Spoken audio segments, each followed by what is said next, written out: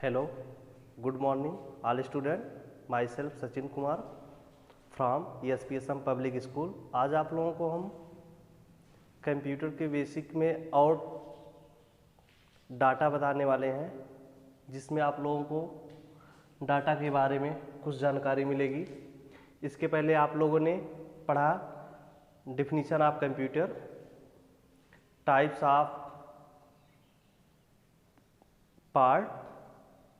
Part के प्रकार के बारे में, और आप लोगों ने इनपुट आउटपुट डिवाइस के बारे में भी देखा। आज हम आपको बताएंगे डाटा के बारे में। डाटा होता क्या है? What is data? Raw material is called data. आंकड़ों के समूह को हम क्या कहते हैं? डाटा। जैसे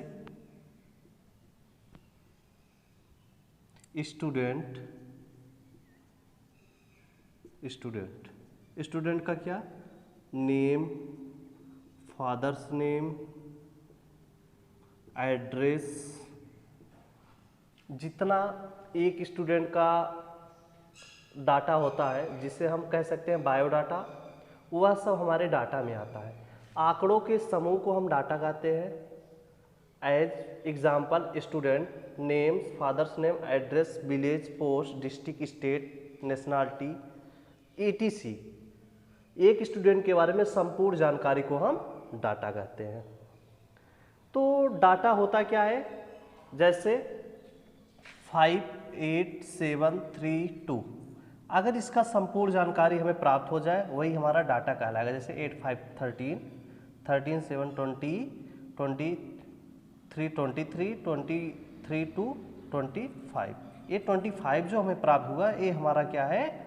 ऑल डाटा है, मतलब संपूर्ण डाटा है। इसी प्रकार स्टूडेंट के बारे में संपूर्ण जानकारी को हम डाटा कहते हैं। चलिए आज हम जानते हैं टाइप्स ऑफ डाटा क्या होता है। There are 3 types of data. पहला डाटा होता है न्यूमेरिक डाटा, जिसे हम कह सकते हैं संख्यात्मक डाटा। जो एक प्रकार अंकों से बने हुए डाटा को हम संख्यात्मक डाटा कहते हैं। Numeric data is a when thing are described slowly by a set of actual number. जो एक एक्चुअल नंबर होता है, उसका एक सेट होता है, जिसको हम नंबर्स न्यूमेरिक डाटा कहते हैं। जैसे 0, 1, 2, 3, 4, 5, 6, 7, 8, 9। ये जो हमारा नंबर्स हैं, डिजिट्स हैं, इन्हीं को मिलाकर हमारे क्या बनते हैं? संख्या बनती है। जैसे 1 हमारा एक डिजिट है। अगर इसमें हम 2 लिख दिए, ऐड कर दिए, तो ये हमारा क्या हो जाएगा? 12। अगर हम इसके साथ 2 को लिख दिए तो 12 हो गए। 12 हमारा क्या हो गया? एक संख्या हो गई, नंबर हो गई। अगर 1 क्या है? आपका डिजिट है। तो डिजिट को मिलाकर क्या बनती है? संख्या बनती है। इसी को हम क्या कहते हैं? Numeric data. इसकी मदद से हम क्या कर सकते हैं?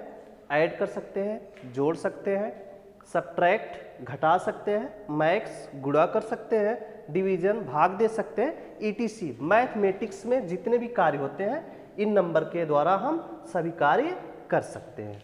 इसमें दूसरा आता है हमारा अल्फा न्यूमेरिक डाटा, जिसे हम चिन्हात्मक डाटा कहते हैं। चिन्हात्मक डाटा क्या होता है? चिन्हों से बने हुए डाटा को हम चिन्हात्मक डाटा कहते हैं, जिसमें गणितीय क्रियाएं नहीं कर सकते, बल्कि उसके वास्तविक चिन्ह हम यूज कर सकते हैं। Alpha numeric is a description of the data that is a both letter and number.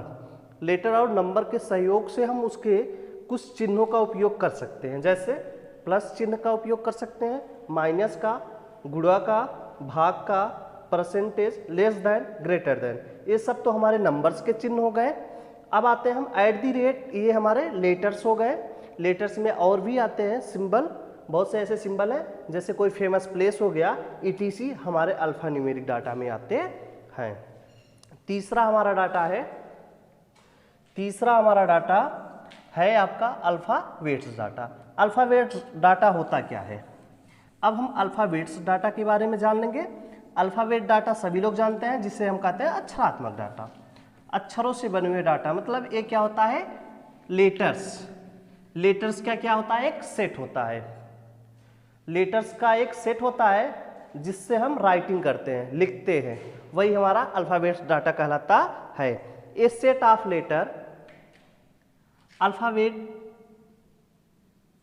Alphabets data, a set of letters, a set of letter arranged in a fixed order,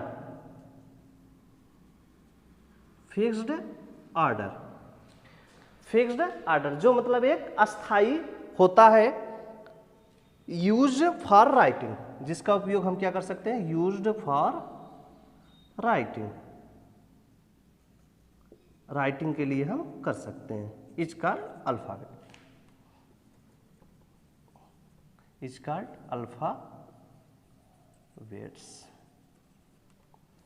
इसमें alphabets एक set होता है, एक समूह होता है अक्षर का, उसको हम व्यवस्थित तरीके से अस्थाई करके उसका एक वर्ड बना लेते हैं, उसका उपयोग हम लिखने के लिए करते हैं।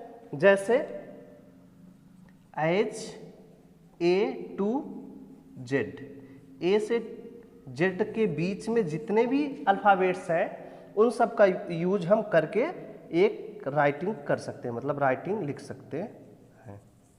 इसी को हम कहते हैं अल्फाबेट्स डाटा। अल्फाबेट्स डाटा एक बार फिर से देख लीजिए, numeric data, alpha numeric data, alphabets data, ये 3 प्रकार के डाटा होते हैं। डाटा क्या होता है, raw material is called data, आंकड़ों के समूह को हम डाटा कहते हैं। और डाटा मोस्ट इम्पॉर्टेंट होता है, विदाउट डाटा के हम किसी की जानकारी हासिल नहीं कर सकते।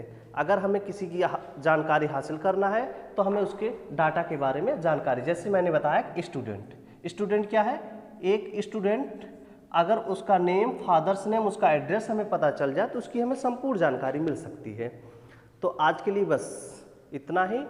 आगे हम आपको लेके आएंगे बेसिक कंप्यूटर में और मेमोरी के बारे में कल नेक्स्ट वीडियो में बताएंगे। आज के लिए बस इतना ही। आप लोगों का बहुत बहुत धन्यवाद।